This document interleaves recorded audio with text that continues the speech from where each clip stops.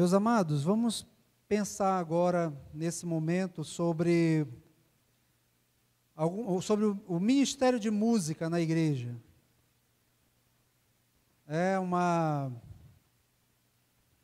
Para alguns é complicado lidar com o ministério de música, mas como eu falei ontem, eu já participo do ministério de música da igreja desde que eu tinha 11 anos de idade. Não faz muito tempo, não. Mas, às vezes como protagonista, às vezes como antagonista também. Mas eu já dei muito trabalho, as pessoas que dão muito trabalho, Deus pega e diz assim, então vai ser pastor, para saber o que os meus servos estão passando contigo.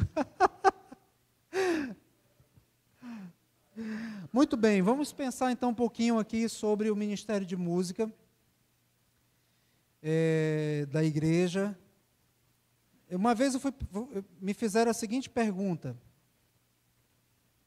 pastor, que qualificações espirituais um ministro, depois nós vamos falar sobre isso, esse negócio de ministro, né? Que um ministro de louvor deve ter. Que qualificações espirituais um ministro de louvor deve ter? Qual resposta você imagina que eu dei para essa pessoa? As mesmas que eu espero ver num crente verdadeiro. As qualificações que um dirigente de música na igreja deve ter são as mesmas que um crente verdadeiro deve ter. E nós vamos refletir um pouquinho, pensar um pouco mais sobre isso, porque esse termo, ministro de louvor, e vários outros termos que têm entrado na história da igreja nos nossos dias, têm nos tirado o foco da importância do ministério de música na vida da igreja. Quer ver um exemplo disso? Olha aqui. A quantidade de vocabulários que tem sido utilizado nos nossos dias aí sobre questão de... Como é que é aquilo ali? Geração, adoração ao rei, geração profética. Escola de treinamento de levitas. Aí tem gente com mãos levantadas ali, tem uns instrumentos musicais, tem outros para ali dançando. Dança ali no canto, ó, dança na expressão do louvor profético, né? Aí tem ali o despertar de uma geração profética, nova geração de adoradores. Eu tenho tido muita dificuldade, para não chamar de raiva, né? Quando eu ouço assim, agora Deus está levantando uma nova geração de adoradores. E eu fico pensando, coitado do meu avô. Pobrezinho, não teve oportunidade de nascer nessa geração. Meu avô foi um diácono na igreja presbiteriana em Manaus, na década de 70. Foi quando ele morreu já próximo do final da década de 70, dos anos 80. Ele morreu, era um servo fiel ao Senhor, um dos primeiros que chegava, dos últimos que saía, abria, cuidava da diaconia da igreja, um homem simples, com pouca instrução formal, mas muito sábio no Senhor, morreu, não fez parte de uma geração especial, não fez parte da nova geração profética que Deus está levantando nesses dias, né, da geração de adoradores. Esses vocabulários, queridos, vão entrando na vida da nossa igreja, nos grupos musicais, e tem causado um estrago. Primeiro, o que é profético? Biblicamente falando, o profeta, ele era, quer dizer, eu posso falar, muitas coisas que vocês falaram está correto, claro, mas o profeta do Senhor era aquela pessoa que, alguns deles não eram da linhagem sacerdotal, alguns eram, mas alguns deles não eram, eles não eram de uma casta, vamos dizer assim, entre aspas, né? Claro, religiosa. Porque às vezes a própria religião estava corrompida e mancomunada com o governo político em Israel. Então o Senhor levantava às vezes um cara como Amós, boiadeiro, colhedor de sicômoros, e ele mesmo confrontando Amazias, que era o sumo sacerdote lá em Samaria, e dizendo assim, dizendo, olha, Amazias, eu não sou profeta, nem discípulo de profeta, porque já existia uma escola profética naqueles dias. Quer dizer, eu não sou da laia dessa turma, não, mas o Senhor me trouxe, me levantou de trás do gado e disse, vai e diz essas palavras. Ou seja, ele era comprometido com a palavra de Deus, Deus falava através dele, ele era a pessoa que era levantada pelo Senhor para esse fim. E como as Escrituras ainda não estavam toda fechada ainda, a palavra de Deus, a revelação não havia sido totalmente dada aos homens, ainda estava sendo escrita, o Senhor muitas vezes falava a esses homens e eles eram canais da voz de Deus para exortar essas pessoas. Essa é a essência da profecia. O aspecto de falar sobre o futuro era um aspecto secundário. A maioria das palavras proféticas de ameaça sobre o que aconteceria no futuro, os profetas estavam falando das maldições da lei do Senhor. Eles olhavam para a lei do Senhor, aí a lei dizia, o dia que vocês se corromperem, eu vou te mandar vou levantar um povo que vai te mandar para uma terra estranha. Então eles pregavam, olhando para a palavra de Deus e dizendo. E o Senhor dizia, vai lá e diz essas palavras para eles. Mas o sentido profético hoje em dia que essa turma usa é esse?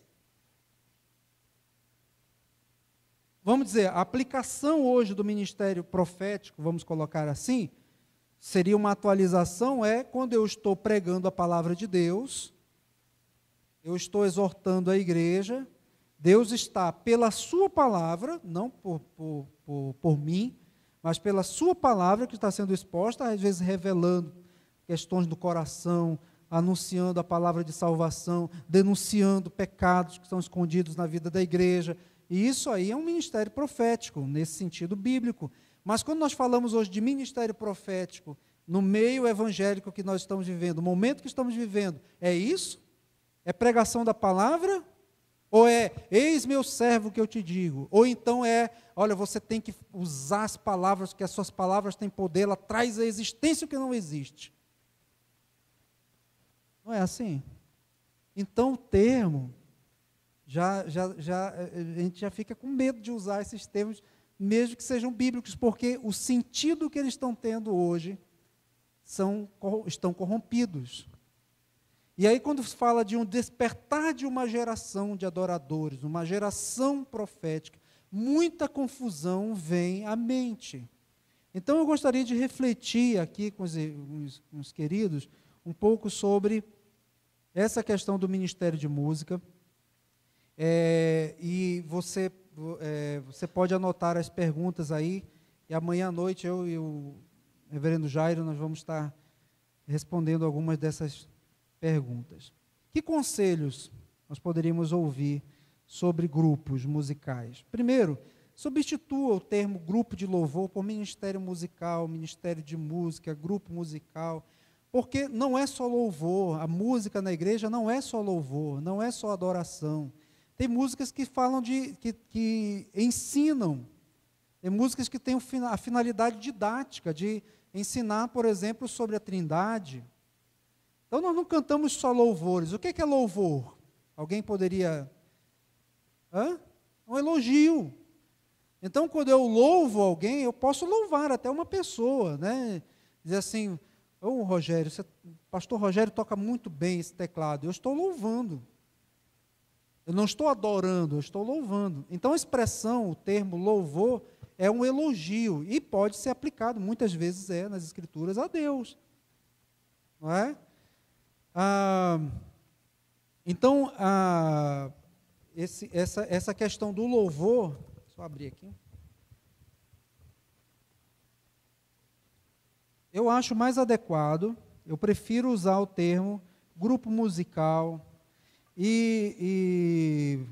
mas isso aqui, eu quero deixar claro que isto aqui sim é uma questão de opinião pessoal, porque grupo de louvor também, diante do que a gente está vendo nesses nossos dias, tem se desvirtuado muito do que seria um grupo de louvor.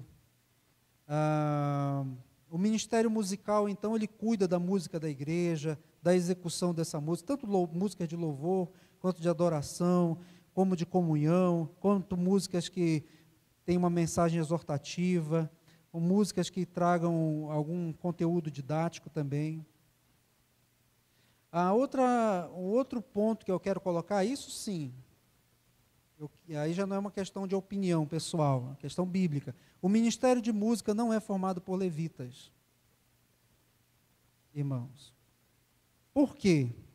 É uma questão de opinião pessoal? Não. Lá em Números, capítulo 1, versículo 50, que diz assim: mas incumbe tu os levitas de cuidarem do tabernáculo do testemunho e de todos os seus utensílios e de tudo que lhe pertence, eles levarão o tabernáculo e todos os seus utensílios, eles ministrarão no tabernáculo e acampar-se-ão ao redor dele. Essa era a função dos levitas, de auxiliarem os sacerdotes para montar todo o aparato litúrgico que tem a ver com o culto. Eles serviam diretamente ao culto. A função deles relacionada à música veio muito depois, principalmente com Davi. Disse Davi ao chefe dos levitas que constituíssem os seus irmãos, os cantores, para que com instrumentos músicos, com alaúdes, harpas e símbolos se fizessem ouvir e levantassem a voz com alegria. Então os levitas tiveram esse ministério mais voltado à música também, que não era exclusiva, assim, eles não tinham só o ministério da música, mas a esse ministério a partir principalmente de Davi. Hoje, todos nós somos sacerdotes. Hebreus 10, 19 e 22, tendo, pois, irmãos, intrepidez para entrar no Santo dos Santos pelo sangue de Jesus. Quem que entrava antes no Santo dos Santos? Só o sumo sacerdote. Agora não existe nenhuma espécie de os pastores são sumos sacerdotes. Não, todos os crentes têm uma função sacerdotal e são como semelhantes aos sumos sacerdotes, no sentido de entrar no Santo dos Santos, porque o sumo sacerdote, que é Cristo, abriu o caminho para nós. E uma das doutrinas mais enfatizadas na Reforma Protestante, qual foi?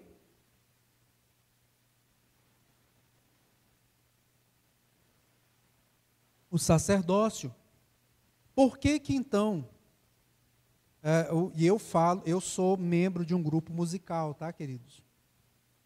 Então, assim, eu não estou falando só como pastor, eu faço parte de grupo musical, até hoje. Então, por que que os músicos são chamados como se fosse uma casta superior no meio da igreja? Eu estou falando principalmente nos arraiais que a gente ouve falar por aí, né? Os levitas, ministério levítico. Olha, ele é o levita, né? Parece coisa de levitar, né? Ele é o levita. Olha, é o levita do Senhor.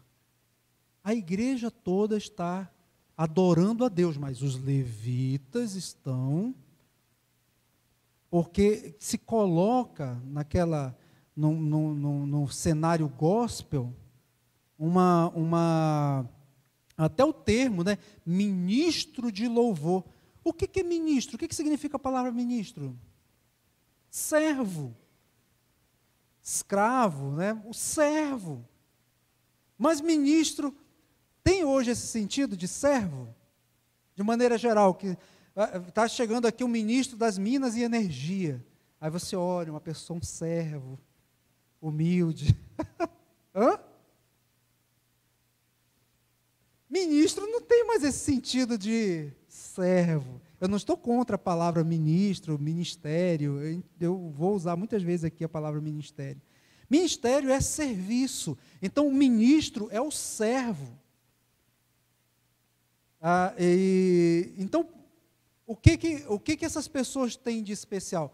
Acontece que, como nós vimos na palestra de ontem, a música ela é muito enfatizada por haver aquele aspecto de mexer com as emoções.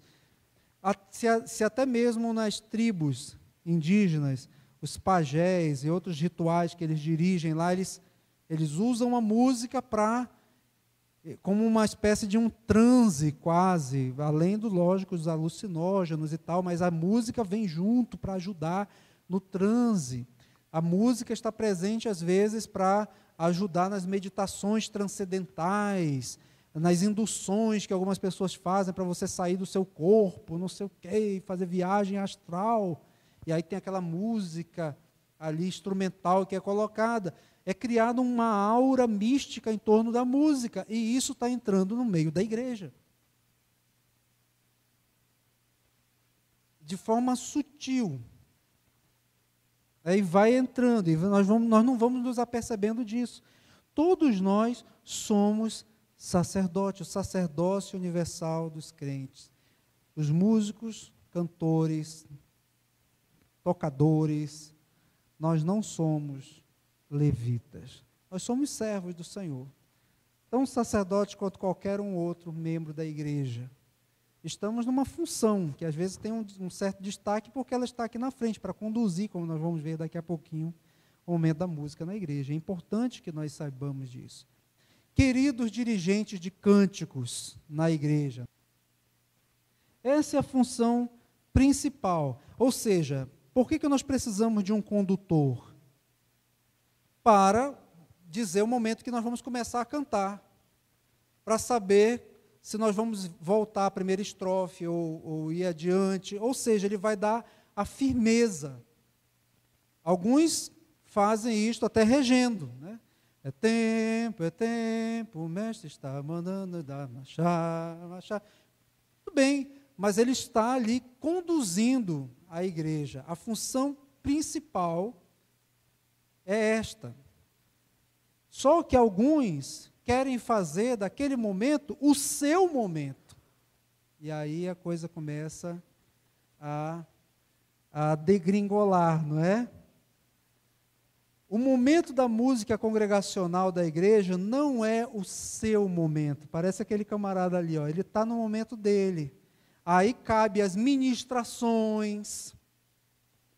Né? O que no mundo gospel, vamos dizer assim, é chamado de ministração? É aquele momento em que ele começa, de repente, a ler um texto, aí ele traz exortação para a igreja, aí ele manda a igreja sentar, ou se abraçar, ou se ajoelhar, ou fazer... Ou seja, em algumas mãos, esse microfone aqui traz um certo poder para algumas pessoas, e que deve ser olhado com muito cuidado, nós devemos olhar com muito cuidado como isso está sendo utilizado. E aí outros vão até mesmo para os espontâneos. Vocês sabem o que é o espontâneo? Já ouviram falar nessa expressão?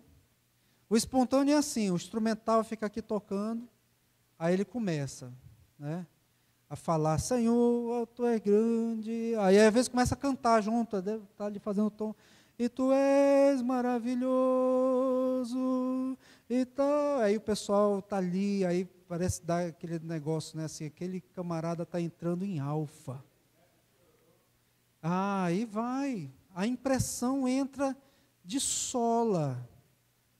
Aí de repente, eu não estou falando, queridos, eu sei que as minhas palavras têm sido talvez duras aqui sobre isto, mas eu também quero trazer o equilíbrio no sentido de que eu não estou dizendo que quando alguém chora, por exemplo, o dirigente ou a própria igreja, seja manipulação de alguém. Não, eu acredito que Deus leve muitas pessoas às lágrimas, às vezes no momento da música, na contrição, e às vezes até na pregação.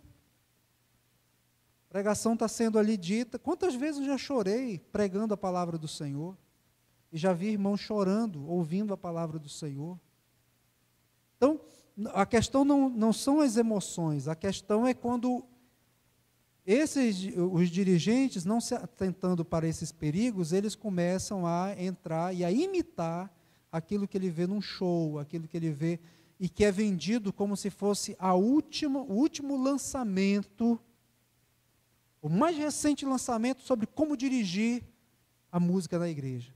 Então, mais correto, lá, você é o dirigente, tá? Quer falar alguma coisa? Fale assim, irmãos, vamos cantar a música, tal, e vamos pensar nisso, nisso, nisso. Fale palavras breves, introdutórias, mas se não quiser, faça igual o pastor Rogério, já começa cantando. O pastor Rogério diz, não, eu já vou logo cantando ali, que é quando ele está dirigindo, né? Não tem problema, porque o seu papel é conduzir. A mensagem não é sua. Quem vai trazer a mensagem é o cântico, e depois o pastor que vai pregar. Então, queridos, a música, o momento da música congregacional não é o seu momento. Tá? Nenhum dirigente dos cânticos é animador, deve ser animador de auditório. Eu sei que entre nós, crentes, às vezes tem aquela... a gente sempre quer fazer uma avaliação, né, de algo. Hoje o culto... mais ou menos, né? Porque o pastor Rogério errou ali aquela introdução, aí me desconcentrou.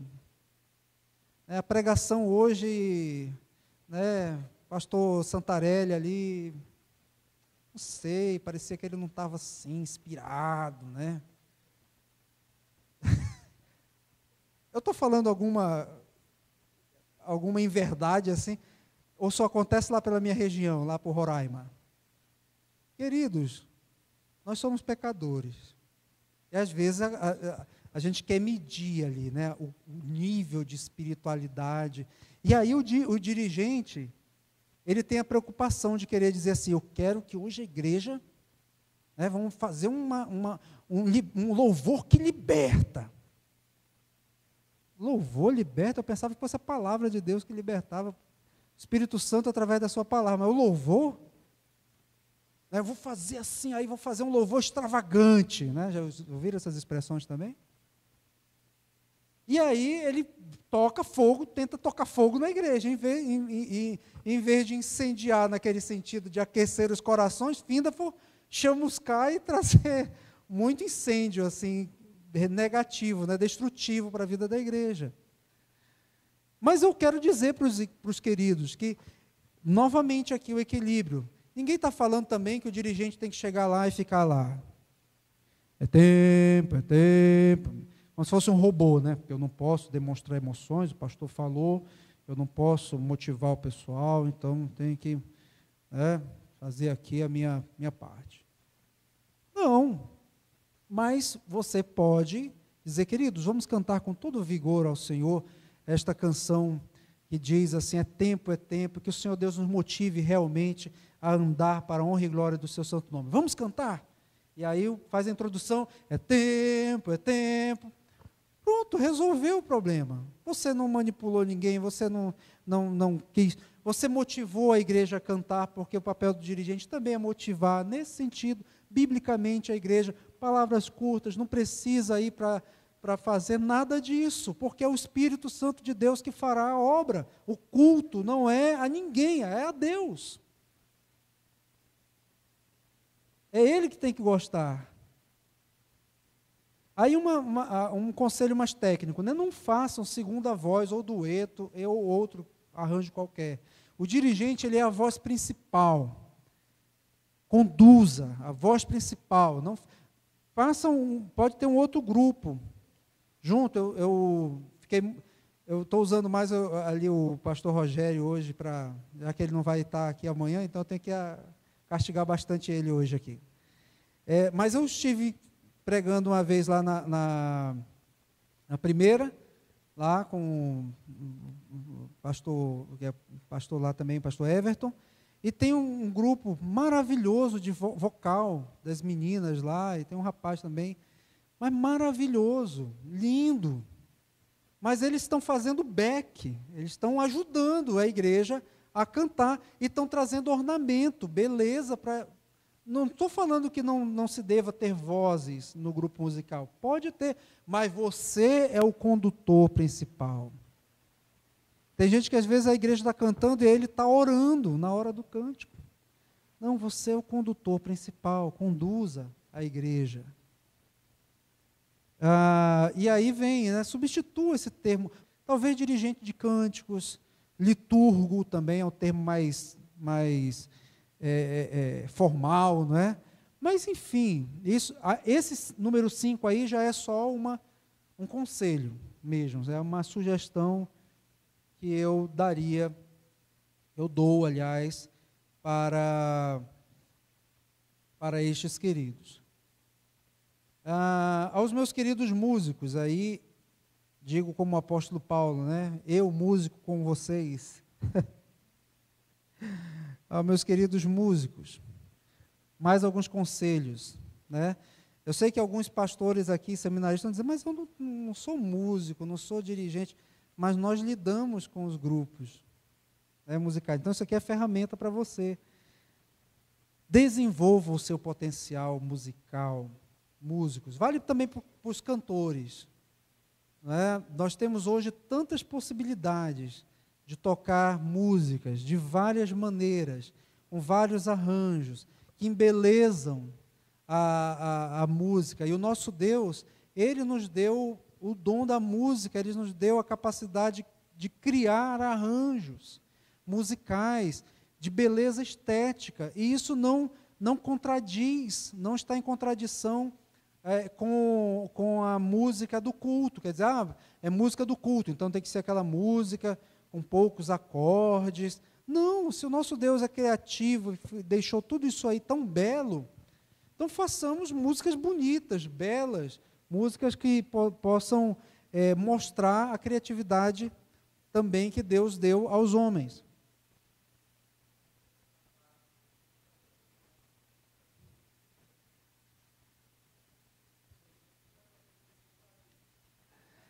Desenvolva, então, o seu potencial musical. Eu fico triste porque essa música de mercado gospel, como eu falei ontem, ela é muito pobre. Com 3 notas você toca uma música. Eu tenho uma dificuldade, não sei se os outros músicos que estão aqui são meus colegas músicos aí, amigos, se eles têm essa mesma dificuldade, mas que a gente sempre quer ornamentar a música, quer encher de acordes, e a dificuldade às vezes é em tocar ela mais simples, porque você quer fazer mais bonito, você está pensando em melhorar ou fazer diferente, e isso eu quero incentivar músicos, estudem mais, desenvolvam mais, ouçam mais a boa música que está aí à disposição. Se der tempo, no final eu vou dar alguns exemplos. Não descuide da sua vida com Deus. Antes da questão técnica, né, seja vocal ou instrumental, você é um crente no Senhor Jesus. Cuidado com os solos. Os solos no meio das músicas. Talvez, pastor Santarelli, quando viermos dar o simpósio Arte e Júbilo, aí que está, né, a gente possa entrar em mais detalhes. Aqui eu estou correndo um pouquinho, mas aí vai ser o dia todo que a gente vai estar trabalhando com alguns músicos aqui da região, cantores, grupos. Mas assim, os solos nas músicas, o guitarrista pega e vai lá, né, fazer o momento dele, né? Falei do dirigente, agora eu vou falar do músico, né? Aí vai lá, pega a guitarra e viaja. O foco da adoração é quem, irmãos? O foco do culto é quem? É o músico? Não, o músico ele pode fazer um breve solo, ele pode fazer um ornamento para embelezar, mas ele não pode, o foco não é ele. Agora, se for um show, claro que aí não, aí ele vai lá, pode arrebentar, pode pegar a guitarra e tacar no chão. O cara pegou a guitarra e tacou no chão. O foco é ele, tudo bem. Mas o culto ao Senhor, não. Foco é a glória de Deus. Sempre há o que se aprender com outros músicos. Eu fico babando nas músicas que o pastor Rogério tem escrito aí, falando, e ele diz, não, cara, critica, tal. Eu falei, mas eu vou criticar o quê se eu estou gostando? Vou criticar talvez assim, né? Acho que com um violão ficava mais bonito. Ficaria mais bonito. Mas nós temos sempre que aprender a trocar figurinhas, olhar mesmo, sabe? O irmão está tocando violão ali, eu estou aprendendo a tocar violão, eu tenho que ficar grudado no que ele está vendo. Uma das oportunidades que eu tive, assim, eu conheci aquele músico que eu falei ontem, né, João Alexandre, em 1991, acho, 90, não lembro, quando nós nos conhecemos. E de lá a gente trocou muitas figurinhas. E quando eu fui para o seminário, em 94, fui morar em Campinas. Então, de vez em quando, eu estava junto com ele em algum lugar, e eu ficava babando ali. Como é que isso aí? João, mostra como é que você fez aquele negócio, cara, aquela introdução. Vai lá, faz aí. Aprendendo aos pés de Gamaliel, né? Ali, eu não posso. E aí, quando eu era ainda adolescente, tinha irmãos de outras igrejas, presbiterianas, e que os caras pegavam aquelas introduções difíceis, eu achava do Vencedores por Cristo, no violão, e eu ficava lá com eles, assim, cara, me passa isso, como é que é? Eu não vejo mais isso hoje em dia, quase, queridos. Essa troca de figurinhas. Porque isso a gente cresce, é um crescimento saudável. E aí o pessoal, eu acho que tem muito orgulho, às vezes, nesse meio, assim, infelizmente. Mas entre nós não, sempre há o que aprender. Lembrem que o mais importante é o conjunto e não os talentos individuais. Você está tocando em grupo, e nós temos um seminário no Arte Júbilo, um momento do seminário que a gente fala sobre isso, o papel de cada instrumento no grupo musical. Ninguém é melhor, né? O violão tem que estar em acordo com o teclado, que tem que estar em acordo com o baixo, que tem que estar em acordo com a bateria. Porque senão vira uma salada e uma celeuma também. Não, o importante é nós estarmos tocando em conjunto para que a adoração ao Senhor, o momento da música no culto a Deus, não seja prejudicado porque eu quero que o violão esteja aparecendo mais do que o teclado, ou que a bateria esteja aparecendo mais do que... Não, o principal, o foco é a mensagem da letra que está sendo dita.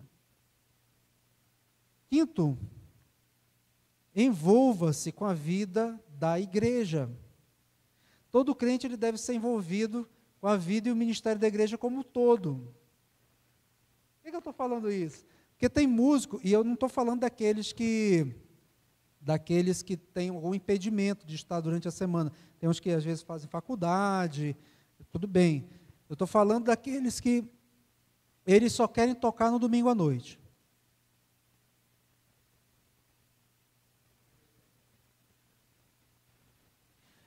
Né? Será que eu estou profetizando aqui?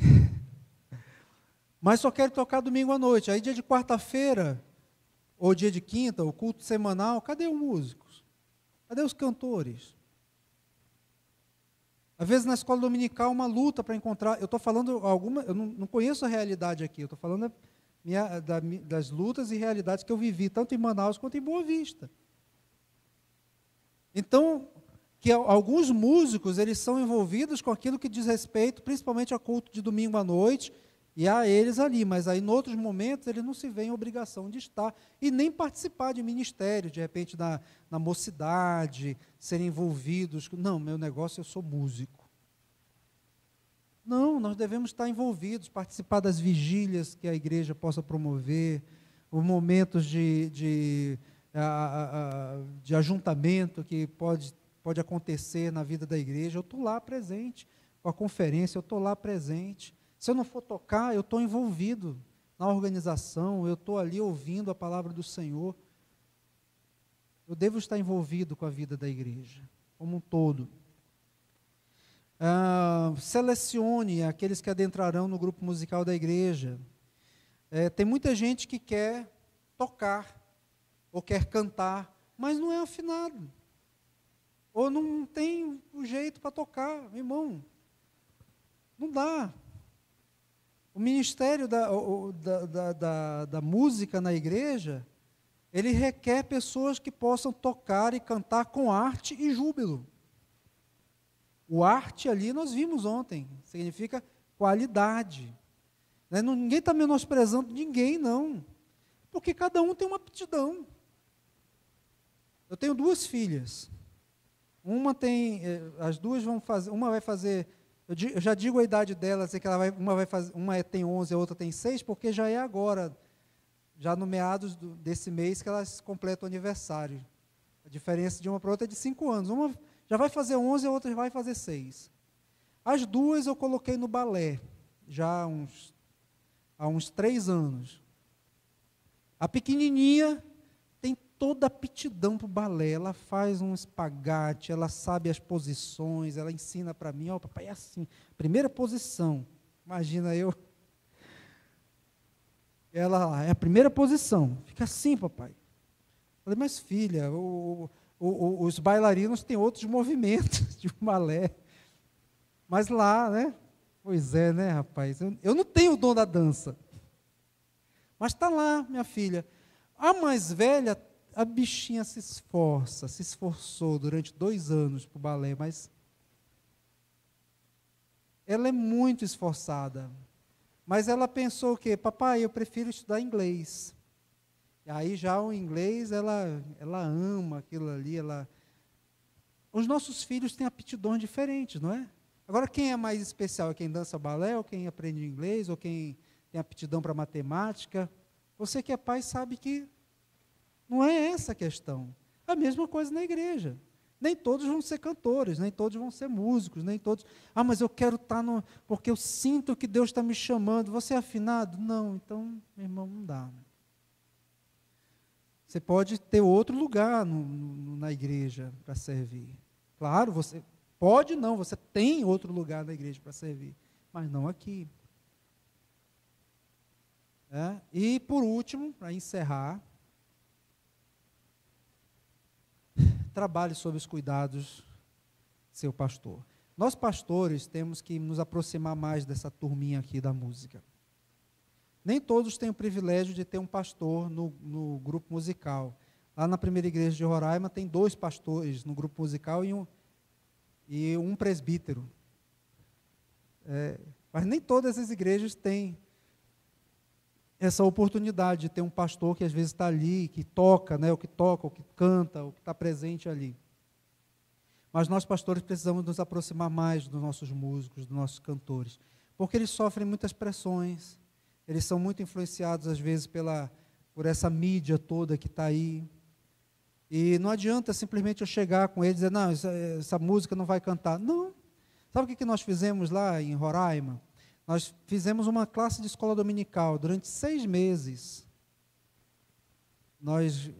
Eu e o pastor Alfredo, sentamos com os nossos músicos, cantores, com o pessoal do som, toda essa turma que de alguma forma tem a ver com o ministério da música na igreja. No período da escola dominical, nós desenvolvemos essa classe.